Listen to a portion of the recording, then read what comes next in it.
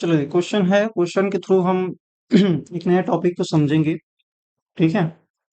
Last class में हमने बात किया था पूर्ण अभिधान के बारे में, जहाँ पे ये हमने एंट्रियां देखी थी, बहुत सारी चीजें देखी थी। तो ये क्वेश्चन था हमारा लास्ट क्वेश्चन लेखांकन व्यवहार में, कि कंपनी किस प्रकार से अपना अकाउंटिंग मेंटेन करती है। ठीक है। इस वाले कंडीशन में क्या हुआ था क्वेश्चन में, कि जितना कंपनी चाह रही थी 40,000 अंशों को पब्लिक को बेचना, कंपनी उतना ही क्या कर रहे हैं, कंपनी पर आवेदन आ रहा है। ऐसा नहीं हुआ इस क्वेश्चन में कि बेचना तो 40,000 चाह रहे हैं और उससे ज्यादा का क्या आ रहा है, आवेदन आ रहा है।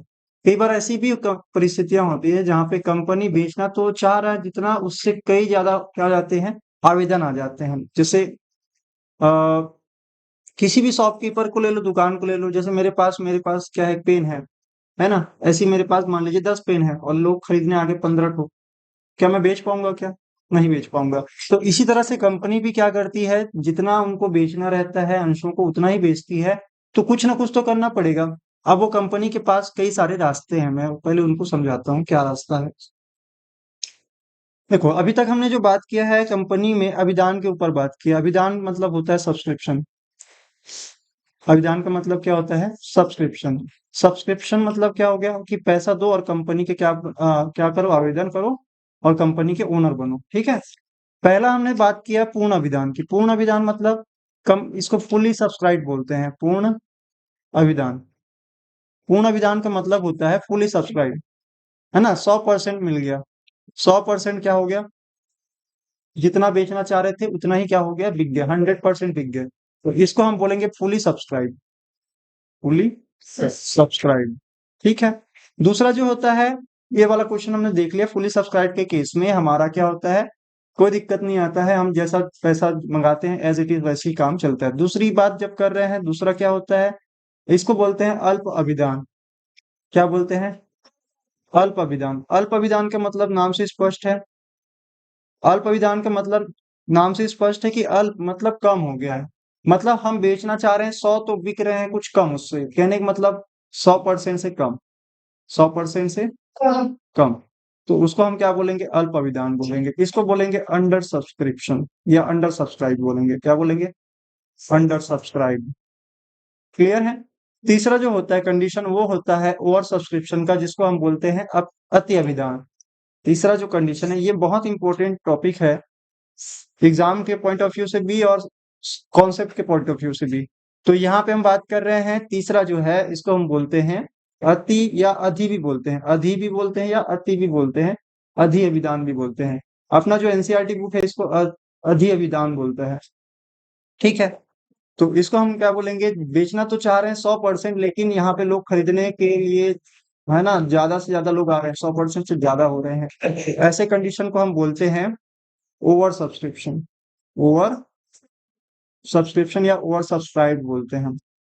आगे देखो, जब पूर्ण अभिधान होता है तो हमको यहाँ पे कोई दिक्कत नहीं आई थी। पिछले की तरह पिछले क्लास में जो एंट्री हम लोग पढ़ रहे थे उसी तरह से हमको करना होता है। अल्प अभिधान के केस में मैंने आपको पिछले भी क्लासेस में शुरुआत में थ्योरी पढ़ाते समय बताया था कि सेबी गाइडलाइन के अनुसार आपको मिनिमम जो है 90% का क्या होना चाहिए, सब्सक्रिप्शन आना चाहिए। मिनिमम 90% कहने का मतलब, अगर कोई कंपनी 2 लाख के लिए क्या कर रही है, 2 लाख पब्लिक को क्या कर रही है, सब ये तरह से बेचना चाह रही है, ऑफर कर रही है, तो मिनिमम 90% मतलब इसका 1,80,000, कम से कम 1,80,000 रुपए शेयर्स पे क्या आने चाहिए, अंशों पे आवेदन आने चाहिए। अगर ऐसा नहीं होता है तो कंपनी को पूरे के पूरे पैसे को रिफंड करना पड़ता है। क्या करना पड़ता है, रिफंड, है ना, रिटर्न करना पड़ता है या रिफंड करना पड़ता है। ये जो है ये कहलाता है मिनिमम सब्सक्रिप्शन, है ना। ये क्या कहलाता है, मिनिमम। न्यूनतम इतना अभिदान तो मिलना ही चाहिए। अगर 90% से कम आया, यानी कि मान लीजिए कल चल के ये कंपनी बेचना तो चाह रही है 2 लाख अंशों को, लेकिन ये मान लीजिए 1.5 लाख के अंश क्या हो रहे हैं, इसके सब्सक्राइब हो रहे हैं, तो यहाँ पे जो है 30,000 कम पड़ रहा है। तो इसीलिए ना कंपनी जो है बाद में नहीं, मतलब पहले से ही, अगर कंपनी नया नया ओपन हो रही है तो पहले ही ये क्या करती है, अपने इस रिस्क को कम करने के लिए। आप ही सोचो, जब पैसा कोई आ गया है, ठीक है, या मैं बोलूं कि सब्सक्रिप्शन आ गया है, आपको पूरा पैसा वापस रिटर्न करना पड़ रहा है, कितनी बेइज्जती की बात होगी एक कंपनी के लिए।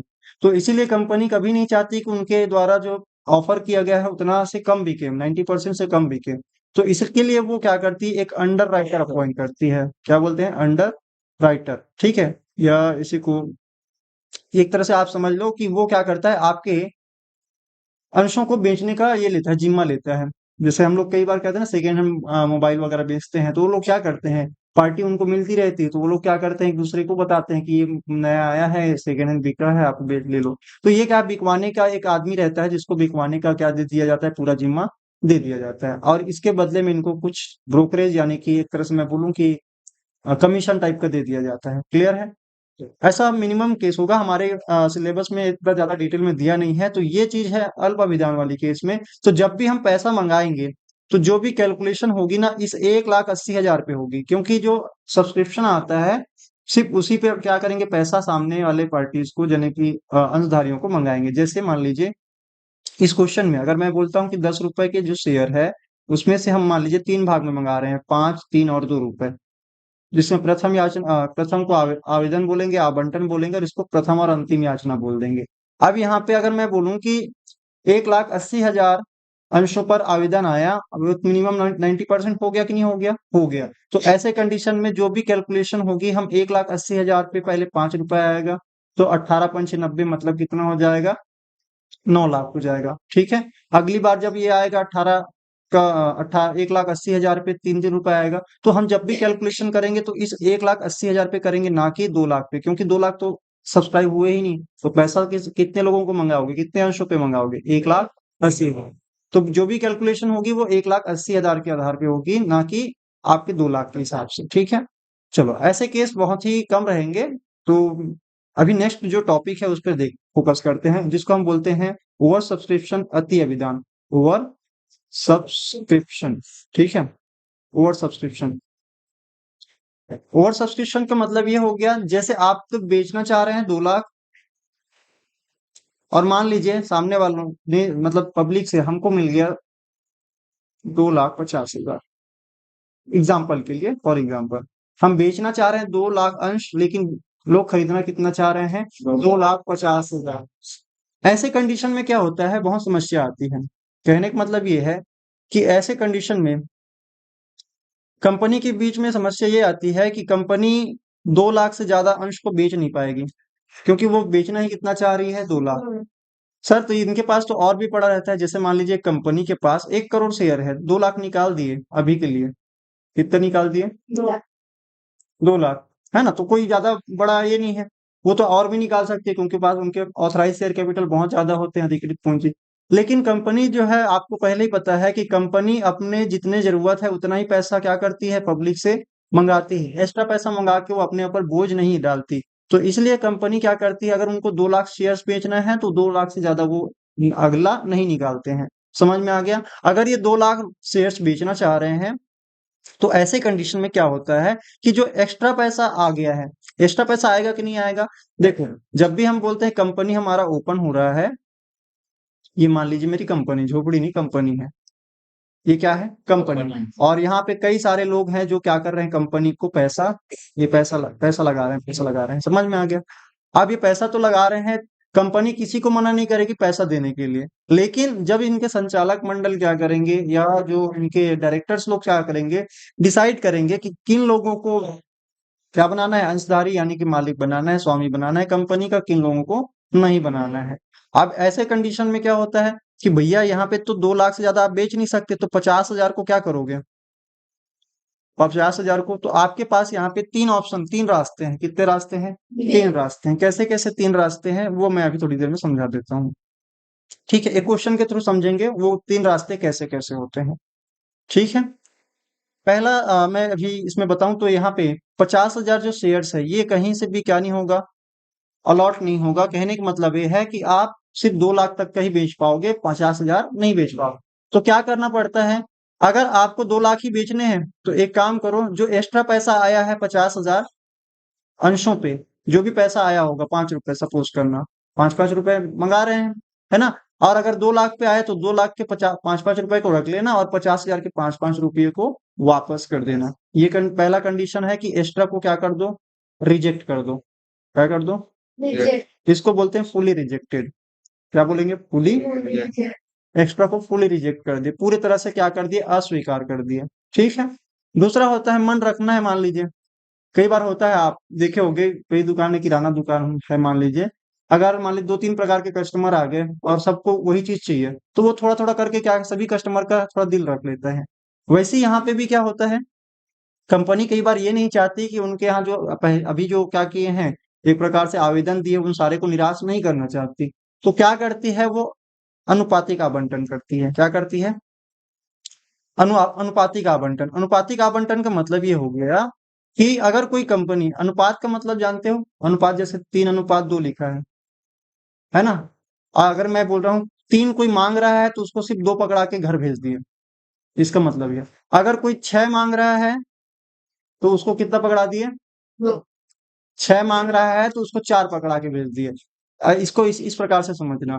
जैसे यहाँ पे हमारे पास कितने अंश है, हमारे पास है, जैसे बोलेंगे 2 लाख अंश है, 2 लाख अंश है, और हमको देना कितना है, हमको देना है 2,50,000 अंशों को। ठीक है।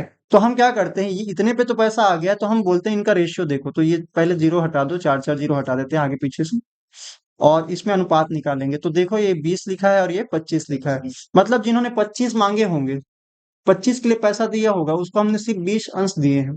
कितने अंश दिए हैं, समझ में आ रहा है। किसी ने 50 अगर मांगे होंगे तो हम उसको कितना दे रहे हैं, अगर किसी ने 50 मांगे होंगे तो उसको हमने 40 दिया है। कितना दिया है, देखो ऐसे समझा करो। अगर इसको डबल कर देंगे तो ये भी क्या हो जाएगा, डबल।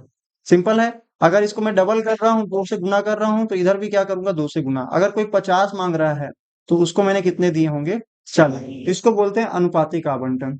इस प्रकार से जिन्होंने टोटल मान लीजिए 2.5 लाख मांगे होंगे, उसको हमने सिर्फ 2 लाख दे के क्या कर दिया है, रवाना कर दिया है। तो इस प्रकार से किसी का भी क्या नहीं हुआ, एक तरह से पूरा पूरा रिजेक्ट नहीं हुआ। आपको जो जितना मांग रहे थे उसका हमने क्या कर दिया, एक तरह से देखा जाए, अगर ये देखो 25 है तो इसको और काटा जा सकता है, जैसे मैं इसको 20 और ये 25 बोल रहा हूँ, तो 5 पंचे 25 और 5 चौक 20। मतलब यहाँ पे अनुपात जो है 4:5 का अनुपात है। मतलब कोई 5 मांग रहे होंगे तो उसको 4 दे दिए हैं, ऐसा है। समझ में आ गया। तो अनुपात का मतलब होता है सबसे छोटी काट पीट के, जैसे ये मैंने निकाला 4:5, तो ये इसको हम क्या बोलते हैं, अनुपात बोलते हैं। तो वो 5 मांगने पर हम कितना देते हैं, 4। कोई 10 मांगेगा तो 8 देंगे, कोई 15 मांगेगा तो उसको 12 देंगे, ऐसा रहेगा। मतलब क्या करेंगे, एकदम सिंपल सा है। क्लियर है। तो सर ऐसे में सामने वाला राजी हो जाएगा क्या, आप खुद सोचो। अगर आप कोई 25 मांग रहा है, आप उसको क्या दे दोगे, 20 दे दोगे, तो क्या वो सामने वाला राजी हो जाएगा क्या, नहीं। लेकिन वो राजी हो जाता है जनरली कंपनी के केस में। क्यों राजी हो जाता है, वो मालिक बनना चाह रहा था, मालिक बन गया। तो सर इनका जो पैसा एक्स्ट्रा आया हुआ है उसका क्या, अगर कोई 20 मांग रहा 25 मांग रहा है तो उन्होंने 25 रुपए पे क्या दिया होगा, आवेदन की राशि दी होगी, और आपने उसको कितना थमा दिया, मात्र 20। तो वो 5 के एक्स्ट्रा जो है, एक्स्ट्रा 5 पे पैसा जो मिल चुका है, 5-5 रुपए, यानी कि 25 रुपए। समझ में आ रहा है। तो वो जो पैसा है वो अगले जो इंस्टॉलमेंट जब मंगाते हैं ना बेटा, उसके साथ उनको क्या कर दिया जाता है, एडजस्ट कर दिया जाता है। जैसे कि आप देखे होंगे कई बार दुकान में आप खुद ही गए होंगे, तो कई बार ऐसा होता है कि मान लीजिए चिल्लर नहीं है, तो बोलते हैं कि अगली बार जब सामान लोगे तो उसमें कटवा लेना, बोलते हैं कि नहीं बोलते हैं। ठीक उसी तरह से है कि कंपनी के पास अभी एक्स्ट्रा जो पैसा आया हुआ है उसको क्या करती है कंपनी, उसको ये बोलते हैं कि आप एक टाइम एक काम करना, जब हम आपको आवंटन वाला मंगाएंगे पैसा, उस टाइम पे आप पैसा मत लाना। समझ में आया। तो यहाँ पे वैसे ही होगा। कंपनी अब देखो, इसको मैं बोल रहा हूँ कि 2 लाख तो बेचना चाह रहे हैं। चलो इसको थोड़ा सा मैं साइड कर देता हूँ। ये ऑफर है ना। ये मेरा क्या है, चलो ये हम क्या कर रहे हैं, ऑफर कर रहे हैं। क्या कर रहे हैं, ऑफर मतलब पब्लिक को, है ना, पब्लिक को इनवाइट कर रहे हैं। दूसरा यहाँ पे क्या आ रहा है, आवेदन आ रहा है, आवेदन आ रहा है। ठीक है। आवेदन आ रहा है तो हमने क्या किया, स्वीकार किया। आवेदन स्वीकार कितना हुआ, आवेदन स्वीकार होगा सिर्फ 2 लाख ही। तो उससे जो एक्स्ट्रा जो है उसका हम क्या कर रहे हैं, रिजेक्ट करते जा रहे हैं। आवेदन स्वीकार कर लिए, ठीक है, आवेदन स्वीकार कर लिए कितने का, 2 लाख का। तो 50,000 पूरा पूरा क्या हो गया, रिजेक्ट हो गया। अब यहाँ पे दूसरा जो कंडीशन मैंने आपको बताया, ये पहला कंडीशन है, ऐसा कर सकती है कंपनी। दूसरा कंडीशन ये है कि वो अनुपातिक आवंटन भी कर सकती है। इसी को बोलते हैं प्रो राटा अलॉटमेंट बोलते हैं। क्या बोलते हैं? Pro rata allotment. ठीक है, क्या कहलाती है? Pro rata allotment. प्रोराटा क्यों बोलते हैं? क्योंकि यहाँ पे हम इसको प्रोराटा जो है, एक तो ये इंग्लिश वर्ड नहीं है, ये किसी और लैंग्वेज से आया हुआ है। प्रोराटा का मतलब ही होता है क्या करना, रेशियो में बांट देना। समझ में आ रहा है? ठीक है। तो यहाँ पे ऐसे में क्या होता है, कोई भी रिजेक्ट नहीं होता है, नो रिजेक्शन। क्या होता है? No rejection, no rejection. एक कंडीशन ये होता है, कई कंपनियां जो है दोनों प्रकार से फॉलो करती है, मतलब मिक्सचर, खिचड़ी। कहने का मतलब ये है कि कंपनी कुछ को रिजेक्ट कर देती है पूरे तरह से, और कुछ को क्या करती है, अनुपात में बांटती है। जैसे अभी हम एक क्वेश्चन लेने वाले हैं जिसमें ऐसा पूरा कंडीशन इकट्ठे आएगा। ठीक है, उस क्वेश्चन के अनुसार मैं आपको समझाऊंगा तो ज्यादा अच्छी से आपको क्लियरली समझ में आ जाएगा। ये रहा पूरा इस अभिधान के बारे में। अभी हम जो अभिधान की बात कर रहे हैं, ये पब्लिक के रिस्पॉन्स की बात कर रहे हैं। किसकी बात कर रहे हैं? पब्लिक रिस्पॉन्स, पब्लिक का रिस्पॉन्स। ठीक है, पब्लिक क्या रिस्पॉन्स दे रही है। क्लियर है? आगे चल के हम अंशों के बारे में बात करेंगे, कीमत के बारे में। अभी फिलहाल के लिए पब्लिक के रिस्पॉन्स के आधार पर हमने देखा। अब चलिए देखते हैं, हमारे पास एक क्वेश्चन है। ये शायद क्वेश्चन नंबर 13 है, ये आपके एनसीईआरटी बुक का एग्जांपल है। और यहाँ पे आप देखेंगे क्या लिखा है, जनता पेपर्स लिमिटेड। लिमिटेड वर्ड जो है पब्लिक कंपनी के साथ लगता है। ध्यान ये रखना, प्राइवेट लिमिटेड प्रा और ली बस लिखा रहता है तो प्राइवेट लिमिटेड होता है। तो जब भी लिमिटेड वर्ड बस लिखा रहे तो आप समझ जाना वो कैसी कंपनी है, पब्लिक है। तभी तो वो पब्लिक को इन्वाइट कर पाएगी। अब यहाँ पे इन्होंने क्या बोला है, इसको पढ़ते हैं बारी बारी से। बोला है जनता पेपर्स लिमिटेड ने 25 रुपए वाले, कितने रुपए वाले? 30। 1 लाख समतांशों का क्या किया, जारी किया है। मतलब वो जारी कर रहा है, मतलब पब्लिक को क्या कर रहा है, 1 लाख समतांश 25-25 रुपए वाले ऑफर कर रहा है। ठीक है, आमंत्रण दिया, जिन पर देय राशि निम्न इस प्रकार का है। कैसे है? पहले आवेदन के नाम पे कितना रुपए आएगा, 5 रुपए, वो पॉइंट है। ठीक है, उसके बाद वो दशमलव का कोई छोड़ नहीं है। और दूसरे बार जब आवंटन होगा तो वहां पे 7.5 रुपए मंगाया जाएगा। तीसरे बार 7.5 रुपए मंगाया जाएगा जो कि प्रथम मांग कहलाएगा। ठीक है, और ये आवंटन के 2 महीने बाद, मतलब देय होगा, मतलब ड्यू कब होगा, 2 महीने बाद उनको देना पड़ेगा। और वैसे ही यहाँ पे 5 रुपए जो है प्रति अंश 2 महीने बाद, किसके 2 महीने बाद? आवंटन के 2 महीने बाद है, क्या होगा, देय होगा। सर इसके बारे में थोड़ा सा और बताता हूँ मैं, यहाँ पे एक चीज और दिखाता हूँ आप लोगों को। कंपनी जो है बेटा, यहाँ पे इन पॉइंट्स को ध्यान में रखना, कैसे कैसे पैसा मंगा सकती है, कितना मंगा सकती है। अंशों पर मांग के संबंध में दो महत्वपूर्ण बिंदु हैं। पहला, यदि कोई अंकित मूल्य, अंकित मूल्य मतलब जो उस अंश के ऊपर लिखा गया है। जैसे मान लीजिए अंश है 10 रुपए का, कितने रुपए का, सॉरी, अंश जो है 10 रुपए का है, तो उसका जो है मूल्य से 50% से अधिक नहीं होगी। कहने का मतलब है 25%, सॉरी, 25% से ज्यादा नहीं होगी। मतलब अगर मैं बोल रहा हूँ कि 10 रुपए का 25% मतलब 2 रुपए 50 पैसे होते हैं। ठीक है, 2 रुपए 50 पैसे हो गए। तो कंपनी कभी भी 2 रुपए 50 पैसे से ज्यादा क्या नहीं करेगी, एक बार में मांग नहीं करेगी। 25% से ज्यादा नहीं होना चाहिए बोल रहे हैं। द्वितीय दो क्या बोल रहे हैं, प्रथम कोई भी मांग, प्रथम मांग की बात चल रही। ठीक है, अब बोला है द्वितीय दो मांग के मध्य में कम से कम, मतलब कहने का ये है, एक मांग हो गया, दूसरा मांग हो रहा है, फिर तीसरा मांग हो रहा है, तो इन मांग में कम से कम 1 महीने का क्या होना चाहिए, अंतराल होना चाहिए, गैप होना चाहिए। सामने वाले को पैसा जुगाड़ने का भी टाइम दो ताकि आपके जल्दी जल्दी पैसे दे सके। समझ में आ रहा है? तो ये सारी चीजों को ध्यान में रखना है। कुछ और भी पॉइंट्स है जिसको मैं अभी बता देता हूँ। क्या बोला गया है, रीड करेंगे। यहाँ पे बोला गया है जनता में आवेदन के लिए सबसे पहले क्या बोल रहा है, कम से कम बेटा 5% का क्या होना चाहिए, अंकित मूल्य का। आवेदन की राशि कम से कम, जो जैसे मैं बोल रहा हूँ, अगर मेरा 100 रुपए का अंश है, कितने रुपए का है, 100 रुपए का, तो कम से कम 5 रुपया जो है इसका क्या बनाना है, 5% मतलब 5 रुपए, 5% मतलब कम से कम आपको 5 रुपए का जो है आपको क्या करना पड़ेगा, आवेदन के टाइम की राशि को डिसाइड करना पड़ेगा। मतलब 5 रुपए से कम आप आवेदन के नाम पे नहीं मंगा सकते, यही बात है, अगर 100 रुपए का आपका अंश का कीमत है। क्लियर है? तो इन्होंने बोला है कम से कम कितनी परसेंट होनी चाहिए, 5%। मांग की सीमा, अंतर नियम के प्रावधान, अंतर नियम, सीमा नियम, सीमा अंतर नियम जानते हैं ना, जिसको हम क्या बोलते हैं, क्या बोलते हैं इंग्लिश में, एमओए बोलते हैं, मेमोरेंडम ऑफ एसोसिएशन। और उसी के अकॉर्डिंग मंगाया जाएगा, जैसा कुछ भी नहीं मंगाया जाएगा। वहां बोला है जहां कोई अंतर नियम नहीं है तो वहां पे टेबल ए जो है, सारणी टेबल ए, ठीक है, सॉरी सीमा नियम, सॉरी अंतर नियम की बात कर रहे हैं। तो ये बोल रहा है कम से कम दो मांगों के मध्य क्या होना चाहिए, 1 महीने का अंतराल होना चाहिए, 1 महीने का गैप होना चाहिए, 25% से ज्यादा एक बार में ना मंगाए, मांग जो कर रहे हैं उसको 25% से ज्यादा नहीं होना चाहिए, किसके, अंकित मूल्य के, ठीक है। और उसके बाद बोला गया है अंशधारियों की भुगतान के लिए कम से कम 14 दिनों का नोटिस दिया जाना चाहिए। अगर कोई टाइम पे नहीं कर रहा है तो उनको नोटिस देना है कि 14 दिन के अंदर आपको पे कर देना है करके।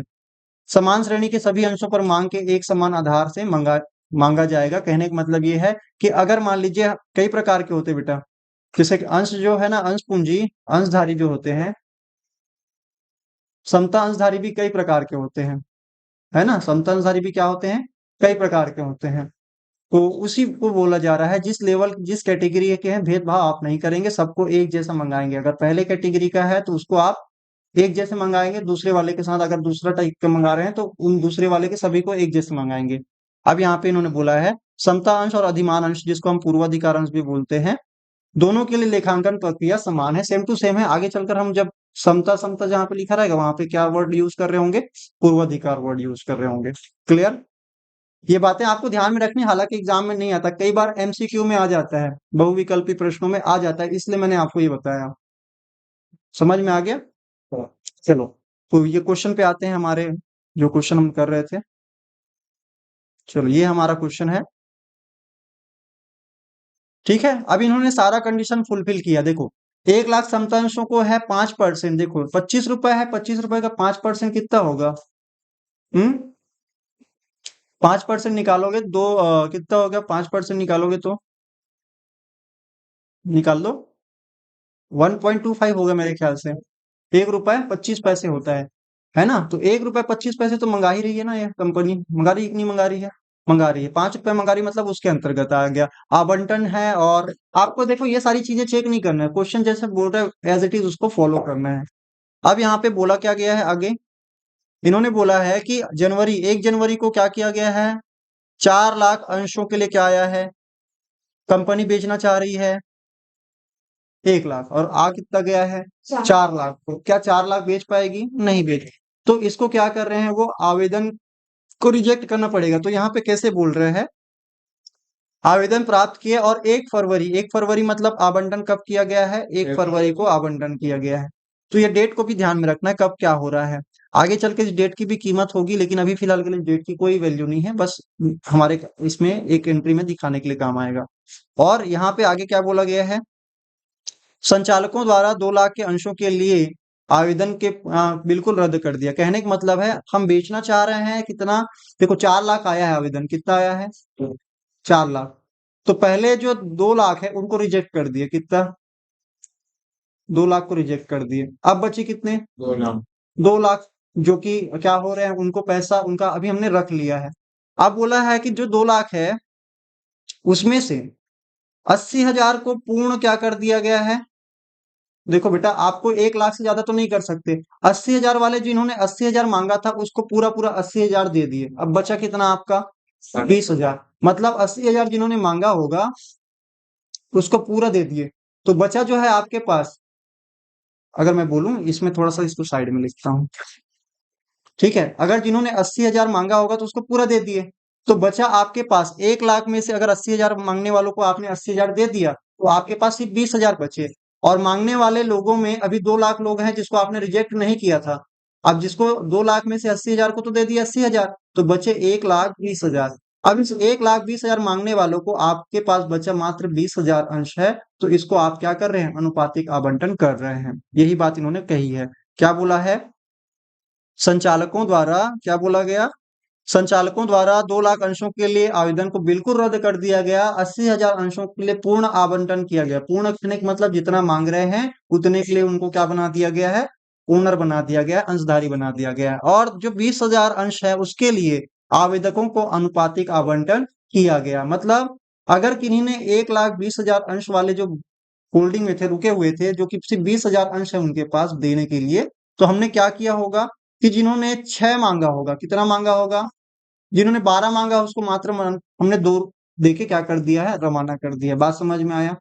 चलते कर दिया। इस तरह से ये जो पूरा क्वेश्चन है, अब इसको हमको क्या करना है, जर्नल एंट्री पास करनी है। जर्नल एंट्री एकदम सिंपल सी है, पहले पैसा आने की होगी, किसी को मना ही नहीं करेंगे। क्यों नहीं करेंगे? क्योंकि ये वही है, आवेदन करो, बाद में हम डिसाइड करेंगे किसका पैसा रखना है, किसका पैसा नहीं रखना है। तो सबसे पहले हम आवेदन की एंट्री पास करेंगे। आवेदन के बाद पहले हम क्या करते हैं आवेदन के लिए? एकदम सिंपल है, पहले हम लिखेंगे, ये सारा कुछ आप लिख लेंगे, रोजनामा है, जर्नल एंट्री जैसा भी है। और पहली तिथि कौन सी है? 1 जनवरी को। आवेदन कब आया है?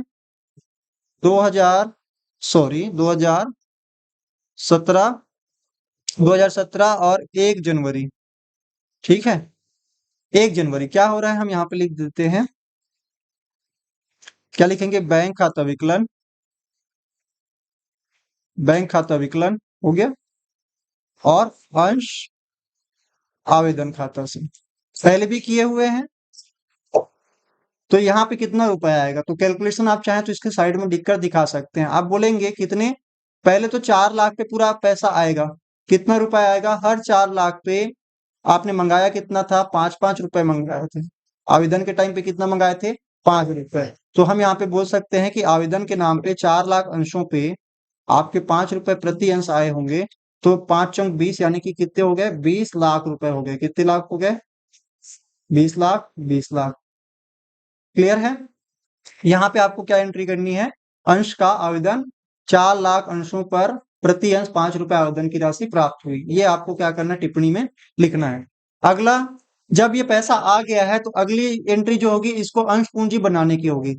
तो अंश पूंजी हम कितना बना सकते हैं? हम बना सकते हैं 1 लाख पे 5 रुपए के आधार पे। तो सबसे पहले ये देखो कैसे होगा। हमने बेचना है 1 लाख, तो 1 लाख से ज्यादा की अंश पूंजी हम क्रिएट नहीं करेंगे। अब देखो कैसे होगा। पहले हम क्या करेंगे, ये तो हो गया हमारी पहली एंट्री। अगली एंट्री क्या होगी? बैंक के पैसे को अब पूंजी बनाने की बात करेंगे। तो सबसे पहले यहाँ पे लिखेंगे अंश आवेदन, जो डेबिट किए हैं, क्रेडिट किए हैं, उसको हम आज डेबिट करके खत्म करेंगे, क्योंकि ये शॉर्ट टर्म अकाउंट है, इसको हम क्या करेंगे? क्लोज करने वाले हैं। तो यहाँ पे हम लिखेंगे अंश आवेदन, अंश आवेदन खाता विकलन। ठीक है, और लिखेंगे क्या? अंश पूंजी खाता से, अंश पूंजी खाता से, अंश पूंजी खाता से। अब मेरे को ये बताओ, हमने अंश आवेदन को किया है कितने से? 20 लाख से। कितने लाख से? 20 लाख से। और हम क्या कर रहे हैं? अंश पूंजी खाता को क्रेडिट कितने से कर रहे हैं? ना ना ना, हम यहाँ पे बोलेंगे हमारे पास 1 लाख अंश है, और हर एक पे सिर्फ 5 रुपए हम क्या करेंगे? मंगाए रहते हैं। मतलब हम पूंजी बनाएंगे तो जितना हमको एक, जितना अंश हम बेचना चाह रहे थे, सॉरी, उतना ही हम क्या करेंगे? क्रिएट करेंगे। तो बेटा यहाँ पे हमारा 1 लाख गुना 5 करेंगे तो 5 लाख हो गया ना? कितना हो गया?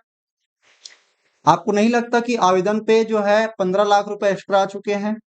तो यहाँ पे जिनको आपने पहले ही क्या बोल सकते हैं, आवेदन के टाइम के बाद, अलॉटमेंट के टाइम में ही आपने क्या कर दिया है? रिजेक्ट कर दिया है। तो उनको उनके पैसे को तुरंत क्या करना पड़ता है? रिफंड करना पड़ता है। तो जिनको आपने पूरा पूरा रिजेक्ट कर दिया, कितने को रिजेक्ट किए? तो क्वेश्चन ने बोला था कितने को रिजेक्ट किए, तो 2 लाख को शुद्ध रिजेक्ट कर दिया गया है, बोला है।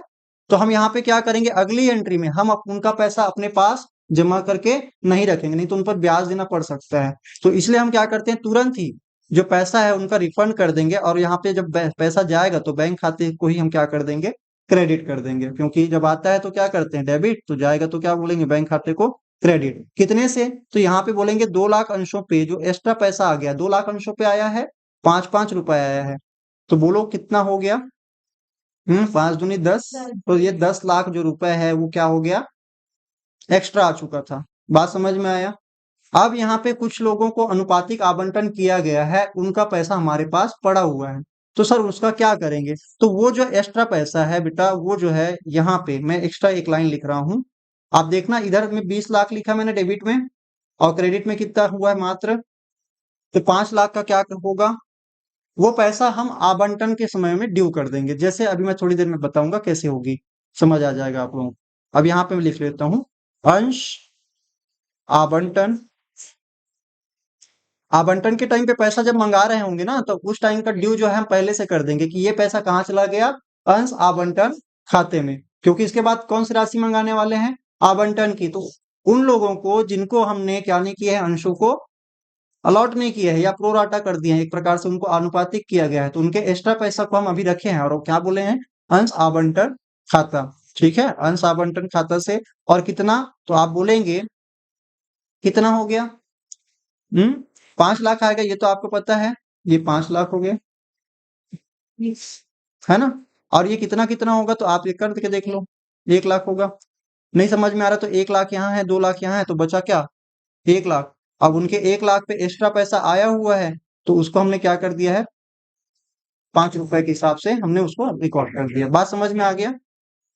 तो ये 3 एंट्री, 2 एंट्रियां हो गई। इसके बाद जो एंट्री है, 1 लाख कैसे आया, अरे ये 1 लाख ऐसे है कि 1 लाख यहाँ पे है, 2 लाख यहाँ पे, टोटल 4 लाख पे आवेदन आया था ना, तो बचा कितना, तो इस 1 लाख पे हमने मालिक बनाया मात्र 1 लाख का, 2 लाख का पूरा रिजेक्ट हो गया, इसलिए बैंक खाते को तुरंत क्या कर दिया हमने, क्रेडिट कर दिए। बात समझ में आ गया होगा मेरे ख्याल से।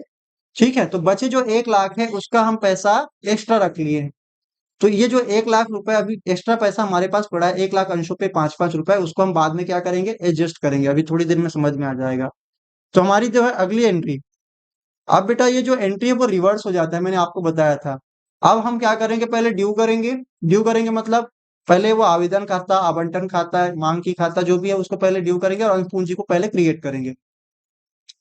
उसमें कोई भी बदलाव नहीं होगा, पैसा आने के टाइम पे हमारा सोचना है। हम अभी भी बोलेंगे, क्या बोलेंगे, कौन सी तारीख है, तो पहले मैं ये बता देता हूँ, ये सेम डेट को होता है। ठीक है, जिस दिन के पैसा आया जनरली हम उसी दिन को क्या कर देंगे, हम अलॉट ये आवेदन के पैसे को ट्रांसफर कर देंगे। ठीक है, अगर कुछ ना बोला जाए। अगला इन्होंने बोला है कि जो आवंटन है वो कब हुआ है, 1 फरवरी को हुआ है। ठीक है, तो हम यहाँ पे लिख देते हैं, क्या बोलेंगे, 1 फरवरी। तो 1 फरवरी। ठीक है, अब आवंटन के लिए हम क्या एंट्री पास करते हैं, बहुत ही आसान है, मैं बोलता हूँ कि यहाँ पे अंश आवंटन, अंश आवंटन खाता विकलन। ठीक है, और क्या बोलूंगा, अंश पूंजी खाता से, अंश पूंजी खाता से। अब आप सोचो कितने का आप ड्यू करोगे, ड्यू आप पूरे से करोगे, ड्यू आप पूरे से करोगे, लेकिन पैसा आएगा नहीं आएगा वो बाद में सेटल होगा, हम पहले खाता तो मेंटेन करें। तो यहाँ पे हम बोलेंगे आवंटन से हमको कितना पैसा मंगाना है, तो आपने यहाँ पे लिखा हुआ है कि 1 लाख पे कितना रुपए मंगाओगे, हमारे पास 1 लाख अंश पे आवंटन कर रहे हैं, तो हर एक अंश पे आपको कितना रुपए चाहिए, 7.5 रुपए चाहिए। तो हम बोलेंगे 1 लाख पे, यहाँ पे हम क्या बोलेंगे, 1 लाख अंशों पे कितना रुपए, 7.5 रुपए। तो आप बोलोगे 7.5 लाख हो गए, कितने हो गए, 7.5 लाख हो गए, 7.5 लाख। क्लियर। अब बेटा अगली जब एंट्री होती है तो क्या होता है, बैंक में पैसा आने की होती है, तो यहाँ पे हम बैंक में पैसा जब आएगा तो कैसी एंट्री पास करेंगे, यहाँ पे आप क्या बोलेंगे, 1 लाख आवेदन पर, सॉरी 1 लाख अंशों पर 7.5 रुपए प्रति अंश क्या है, आवंटन की राशि देय है। ठीक है, अब इसके बाद जो है बैंक में पैसा आने की होगी। मेरे को ये बताओ, सामने वाले जो है पहले से पैसा अगर दे रखे हैं तो उनसे आना कितना चाहिए, ये मेरे को बताओ, 7.5 लाख रुपए आने चाहिए, किसके नाम पे, आवंटन के नाम पे कितना रुपए आना चाहिए, 7.5 लाख आना चाहिए। लेकिन इन्होंने कितना दे रखा है पहले से, 5 लाख दे के रखा है, तो अभी बैंक में पैसा जो आएगा वो कितना आएगा, बिल्कुल। तो यहाँ पे अब जो पैसा आएगा वो कितना आएगा, मैं बोल दूं, तो यहाँ पे बैंक खाता, बोलेंगे सामने से कि हमने पहले से पैसा दे रखा है तो हमारे पास पैसा कितना आएगा, तो बैंक खाता विकलन। ठीक है, तो क्या होगा, बैंक खाता को विकलन करेंगे, और अगला क्या होगा, अंश आवंटन खाता से। आसान है। और यहाँ पे मैं कितना लिखूंगा, 2,50,000 और 2 लाख। अब यहाँ पे कैलकुलेशन आप साइड में दिखा सकते हैं, क्योंकि मैं अगर यहाँ पे दिखाऊं तो कैसे दिखाऊंगा, मैं मंगा रहा था 7,50,000, लेकिन पहले से क्या आ चुका है, 5 लाख आ चुका है, इसलिए मेरे पास अभी कितना आएगा, 2,50,000। समझ में आया। तो यहाँ पे क्या बोलेंगे, बैंक खाते में अंश आवंटन की राशि प्रति अंश कितने रुपए। अब यहाँ पे उसमें रुपया ना लिख के ज्यादा अच्छा है कि आप इसमें अमाउंट बदल डालें। ओके, क्लियर है। अब बेटा अब बताओ, अब जब कस्टमर से यानी कि हम बोलेंगे अंशधारियों से पैसा मंगाएंगे तो क्या अब पूरा पैसा उनको देना पड़ेगा, देना पड़ेगा। उसका कोई भी हमारे पास एक्स्ट्रा पैसा पड़ा नहीं है, जो पैसा पड़ा था उसको हमने एडजस्ट कर लिया। अब जो आप मंगाएंगे उसको पूरा पूरा देना पड़ेगा। अब वो काट के नहीं देगा पैसा, क्योंकि उनके जो पैसे हमने क्या कर लिया, आवंटन के समय में उपयोग कर लिए। ये किनका होता है, जो लोगों को हम प्रोराटा अलॉट करते हैं। क्लियर है? चलो आगे देखते हैं। थर्ड जो एंट्री, देखो हमारी कौन सी एंट्री है ये, ऐसे चौथी एंट्री देखा जाए तो, है ना। अब पांचवी एंट्री क्या होगी, तो हमने यहाँ पे देखा आवेदन हो गया, आवंटन हो गया, अब प्रथम मांग करेंगे। क्या करेंगे, 7.5 7.5 लाख 7.5 लाख रुपए का ही होगा, और 7.5 रुपए प्रति अंश के होंगे। आवंटन जो है 2 महीने बाद दिए हैं, 2 महीने बाद दिए हैं मतलब यहाँ पे हम डेट लिख देते हैं। क्या लिखेंगे, डेट। क्या लिखेंगे डेट में फिर, चलो मैं थोड़ा इसको बड़ा कर लेता हूँ।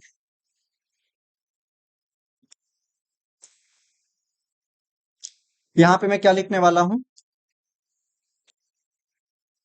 2 महीने बाद, फरवरी के 2 महीने बाद क्या हो गया, फरवरी हो गया, फरवरी का महीना पूरा हो गया, मार्च का पूरा महीना हो गया, अप्रैल का 1 तारीख, 1 अप्रैल को ये हो गया क्या, 1 अप्रैल। हम पहले फिर ड्यू करेंगे, तो ड्यू करने की क्या एंट्री होगी, तो अंश आवंटन लिखा है, इस आवंटन के नाम को चेंज करके प्रथम याचना बोलेंगे। अंश प्रथम याचना, प्रथम याचना, या प्रथम मांग खाता भी बोल सकते हैं, अभी वहीं बैठे बेटा। अंश प्रथम याचना खाता विकलन अंश पूंजी खाता से, क्या बोलेंगे, अंश पूंजी खाता से। क्लियर है? ड्यू तो पूरे से करेंगे, हम बोलेंगे कितना, 1 लाख अंशों पर कितने रुपए मंगा रहे हैं, 7.5 रुपए मंगा रहे हैं। आप पूरा अमाउंट वगैरह लिखना ना, ऐसे फीस वगैरह डाल के, ठीक है। अब यहाँ पे कितना आएगा हमारे पास, हम सोच रहे हैं कि 7.5 लाख रुपए आ जाएंगे।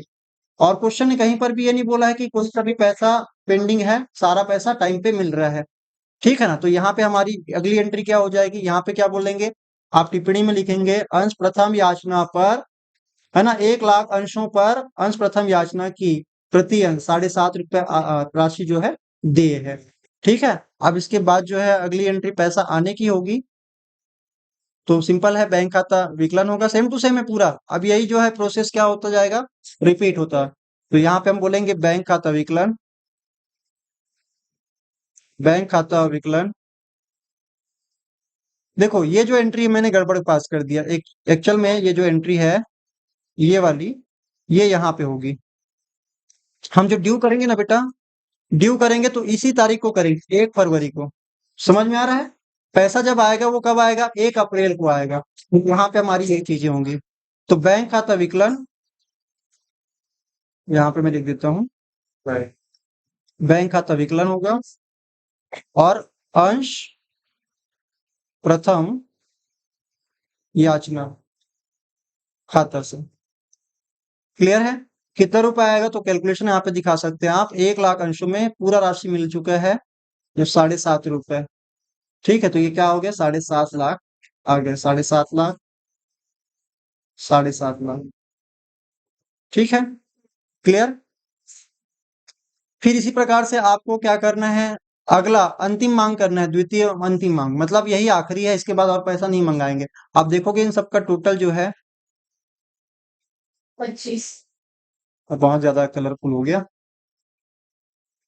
ठीक है, इसको थोड़ा सा रफ कर देता हूँ, नहीं तो कितना समझ में नहीं आता है। चलो हो गया। अब यहाँ पे मैं बोल रहा हूँ कि ये जो अंश है, आप इन सबका टोटल करोगे तो ये कितना आ जाएगा, 25 आ जाएगा। हो गया कि नहीं हो गया? तो जब भी हमारा अंतिम मांग होता है, उसके साथ साथ हमको लिखना पड़ेगा द्वितीय एवं अंतिम मांग खाता, या द्वितीय एवं अंतिम याचना खाता करके लिखना पड़ेगा। तो ये लिखेंगे कैसे, तो इन्होंने बोला है 2 महीने बाद दिए है, 2 महीने बाद दिए मतलब प्रथम मांग के 2 महीने बाद। क्लियर? चलो देखते हैं, तो यहाँ पे क्या होगा, ड्यू करेंगे इसी तारीख को, है ना। यहाँ पे क्या बोलोगे, अंश प्रथम याचना 1 लाख 1 लाख अंशों पर प्रति अंश 7.5 रुपए प्रथम याचना की राशि प्राप्त हुई, ये आपको लिखना है। और अगली एंट्री होगी ड्यू करने की। ड्यू कैसे करेंगे, तो इसके पहले वाली एंट्री प्रथम याचना लिखे थे, यहाँ पे हम लिखेंगे अंश द्वितीय एवं अंतिम, द्वितीय एवं अंतिम याचना खाता विकलन। बहुत लंबा हो गया, एक पेज लिखा जाता है ना। और उसके बाद क्या लिखेंगे, अंश पूंजी। पहले पूंजी अंश पूंजी, ठीक है, अंश पूंजी खाता से। क्लियर है।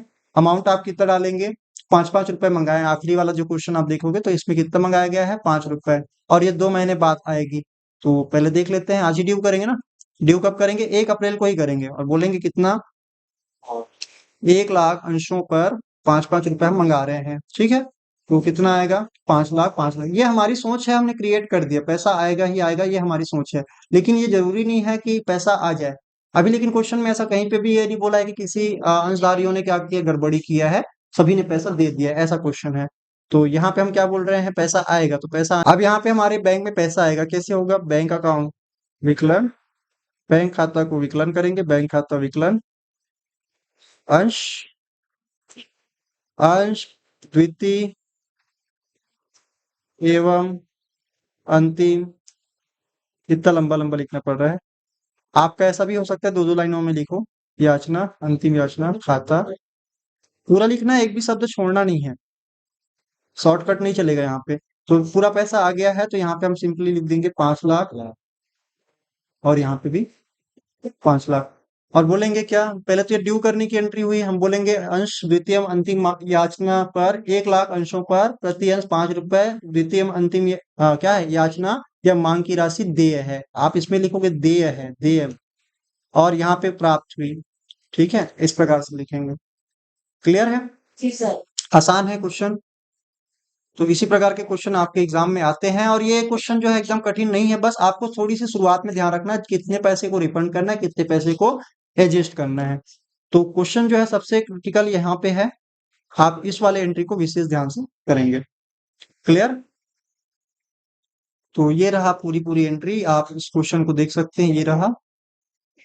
अब मैं धीरे धीरे स्क्रॉल कर देता हूँ, आप इसको नोट डाउन कर सकते हैं, ठीक है। तो ये आप चाहें तो लिख सकते हैं, वैसे समझ में आ गया होगा, क्लियर है। ठीक है, नेक्स्ट क्लास में मिलते हैं, तब तक के लिए धन्यवाद।